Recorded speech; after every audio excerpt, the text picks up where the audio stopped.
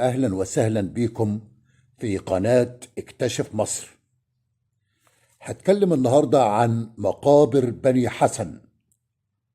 وقبل ما أبدأ عايزكم تشتركوا في القناة للي لسه ما اشتركش، وتعملوا لايك وتفعلوا الجرس علشان يوصل لكم كل الفيديوهات الجديدة. أهلا بكم مرة تانية. مقابر بني حسن موجودة في منطقة أثرية تحتوي على جبانة مصرية قديمة. تقع جبانة بني حسن جنوب مدينة المنيا بحوالي 20 كيلو متر في المنطقة المعروفة باسم مصر الوسطى. كانت جبانة بني حسن تستخدم خلال عصر الدولة الوسطى، ولكن يوجد بها بعض المقابر من عصر الدولة القديمة. يوجد في جبانة بني حسن 39 مقبرة من المقابر القديمة التي تنتمي لعصر الدولة الوسطى، وبالتحديد من القرن 21 إلى القرن 19 قبل الميلاد. هذه الجبانة القديمة الموجودة في منطقة بني حسن في المنيا تنتمي لحكام مقاطعة الغزال، المقاطعة ال16 من مقاطعات الوجه القبلي. توجد مقابر بني حسن على الضفة الشرقية للنيل على غير العادة، حيث كانت المقابر يتم حفرها على الضفة الغربية للنيل، ولكن لطبيعة المكان اضطر المصريين القدماء أن يحفروا في منطقة بني حسن مقابرهم على الضفة الشرقية للنيل. تحتوي مقابر بني حسن على فناء خارجي وغرفة ذات أعمدة حجرية، وتوجد في أغلب المقابر الكبيرة رسوم ونقوش موجودة على حوائطها توضح السيرة الذاتية لصاحب المقبرة، مع مشاهد من الحياة اليومية للمصريين القدماء. كان الحكام المدفونين في مقابر بني حسن 39 مقبرة من النخبة، يعني كانوا حكام طبعا من النخبة، وقد تم حفر المقابر لهم في الصخر، وهي مقابر فاخرة تمثل فيها مراكزهم الاجتماعية والسياسية كحكام للأقاليم في مقاطعة الغزال. في هذا الموقع الموجود على الضفة الشرقية للنيل تم دفن النخبة العليا للمجتمع في المقابر الكبيرة والمزينة المنحوتة من الحجر الجيري. المشاهد الموجودة في مقابر بني حسن في 39 تمثل زي ما قلت الحياة اليومية من صيد ورياضة وحرب، والكثير من هذه المشاهد في حالة سيئة. أهم مقابر بني حسن هي مقبرة خيتي، ومقبرة باكت الثالث، ومقبرة خنوم حتب الثاني، ومقبرة أمن محات. وهذه المقابر هي المقابر الأربعة الكاملة والمعدة للزيارة.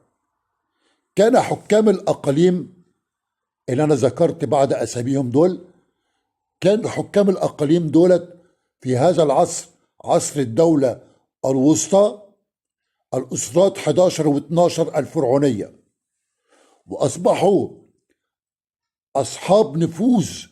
ليه؟ لأنهم تزوجوا من العائلة الملكية، ولذلك تم حفر مقابرهم في بني حسن على نظام رائع وبضخامة عظيمة وإمكانيات كبيرة. كل المناظر الموجودة في بني حسن مرسومة، بمعنى إن المقابر دي غير منحوتة، يعني الرسومات مش منحوتة، ولكن الرسومات مرسومة باليد. فقد تم تغطية جدران هذه المقابر بطبقة من الملاط، ثم تم الرسوم على الطبقة المعمولة من الملاط. وضح لنا الفنان المصري القديم مظاهر الحياة اليومية من زراعة وصناعة وصيد ورياضة وحياة دينية. معنى ذلك أن مقابر بني حسن تعتبر سجل كامل يسجل مظاهر الحياة اليومية في مصر من عهد الدولة الوسطى، الأسرات 11 و12. الألوان اللي استخدمت في الرسم داخل المقابر هي ألوان طبيعية عبارة عن مساحيق ومواد مستخرجة من باطن الأرض. وكذلك كان المصريين القدماء يستخدمون أيضا بياض البيض في تثبيت الأسقف. تم حفر مقابر بني حسن من حوالي 4000 سنة، وتبعد هذه المقابر اللي موجودة في المنيا بتاعت بني حسن تبعد بحوالي 300 كيلو متر عن القاهرة.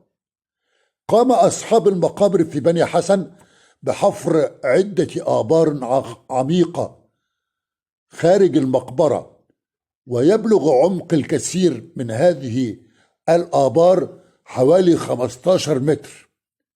وهذه الآبار تقوم بنوع من التأمين والحماية للمقابر.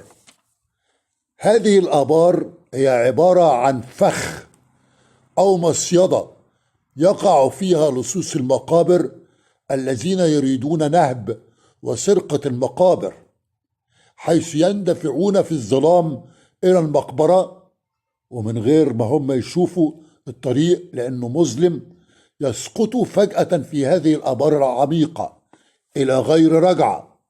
وإذا لم يسقطوا في الآبار العميقة الموجودة خارج المقبرة فإنهم يصابون، على أقل تقدير يصابوا بالذعر والخوف ويتركون المقابر ويعودون من حيث أتوا لينجوا بأنفسهم من لعنة الفراعنة. الفناء الخارجي للمقبرة موجود لراحة زوار المقبرة قديما ولكي يقومون بتقديم القرابين للمتوفي، وهو عبارة عن صالة بها عمودان مثمنان. ده اللي أنا كنت عايز أحكيه النهاردة. أتمنى أن يكون نال إعجابكم. اشتركوا في القناة للي لسه ما اشتركش، واعملوا لايك. يا ريت تشيروا الفيديو ده علشان الكل يستفيد. فعلوا الجرس عشان يوصل لكم كل الفيديوهات الجديدة. شكرا لكم، وإلى اللقاء في فيديوهات أخرى قادمة. كان معاكم محمد مصطفى. سلام عليكم.